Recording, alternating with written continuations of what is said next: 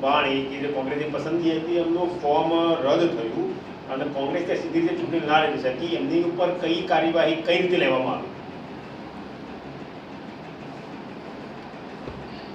નિલેશ કુંભાણી એ કોંગ્રેસ પક્ષ તરફથી સંસદમાં ઉમેદવાર નક્કી થયા.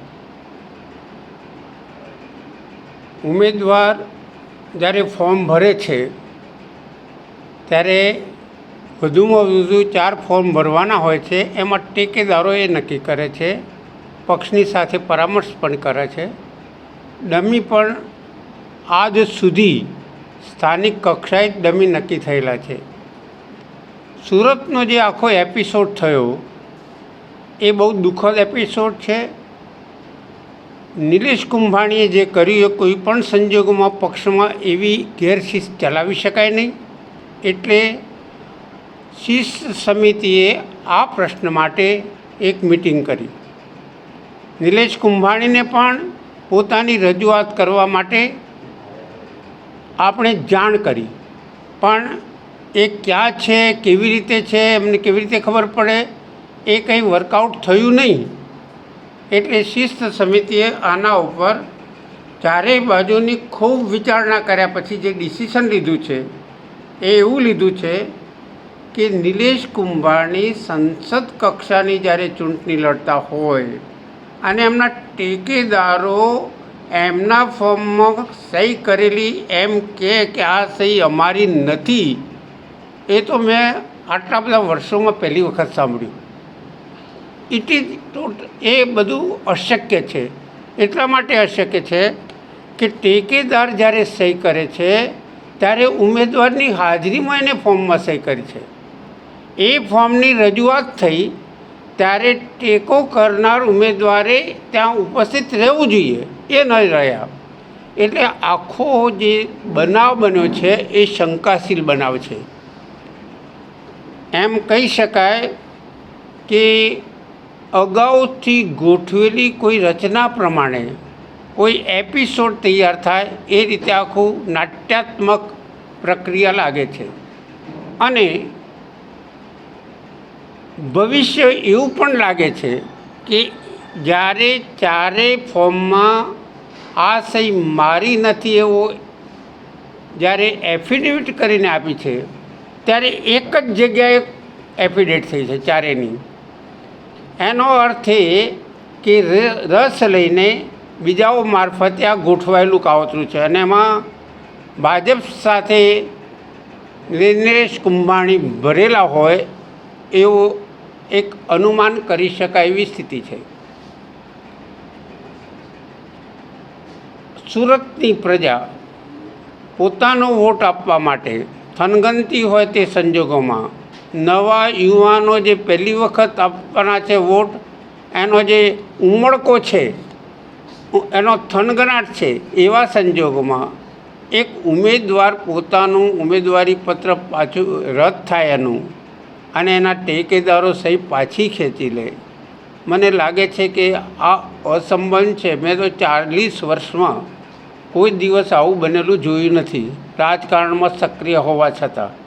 એટલે આમાં કંઈક પાછલા બારણે કંઈક સમજૂતી, કંઈક દબાણ, કંઈક તત્વોએ એમાં ભાગ ભજવ્યો છે, એ હકીકત છે. શિસ્ત સમિતિએ બરાબર ચર્ચી લીધો છે. ડિસિપ્લિન કમિટી કોઈ પણ સંજોગોમાં અશિસ્ત ચલાવવા તૈયાર નથી. એના અંગે પૂરો અભ્યાસ કર્યા પછી આ નિર્ણય લેવાયો છે. અને નિર્ણય એવો લીધો છે કે આવા જે અશિસ્તભર્યા વર્તનો કરે એને કોઈ પણ સંજોગોમાં પક્ષમાં રાખી શકાય નહીં. અને એટલા માટે શિસ્ત સમિતિએ એની પદ્ધતિ પ્રમાણે ડિસિશન લીધું કે આવા તત્વોને, આવા માણસોને આપણે કોંગ્રેસમાં ન રાખીએ, 6 વર્ષ માટે કાઢી મૂકવા જોઈએ. શિસ્ત સમિતિ પોતે જ્યારે નિર્ણય લે છે ત્યારે એનો આખો રિપોર્ટ કમ્પ્લીટ કરીને પ્રદેશ પ્રમુખશ્રી સાથે મૂકવામાં આવે છે. અને મૂક્યા પછી એમની અનુભૂતિ મળે છે અને પક્ષ તરફથી એમને 6 વર્ષ માટે સસ્પેન્ડ કરવાની પ્રક્રિયા કરવાની થાય છે. આ અંગેની જાણ જે તે સમિતિના પ્રમુખશ્રીને પણ કરી દીધી છે, ઉમેદવારને પણ જાણ કરી દીધી છે કે તમને 6 વર્ષ માટે સસ્પેન્ડ કર્યા છે।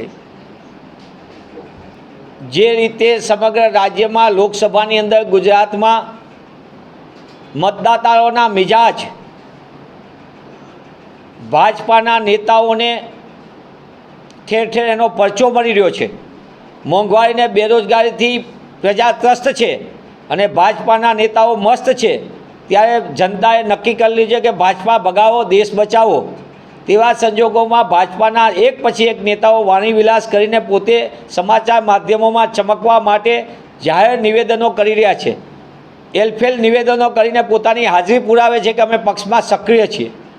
તેમને ઘણા સમયથી તેમની કામગીરીના કારણે પક્ષે એમને મૂળભૂત કામગીરીમાંથી દૂર રાખ્યા હોય, ત્યારે ફરી કામગીરીમાં જોડાવા માટે તેઓ આવા પ્રકારના ગેરવ્યાજબી નિવેદનો કરીને સમાચાર માધ્યમોમાં ચમકી રહ્યા માટેનો નિષ્ફળ પ્રયાસ કરતા હોય છે।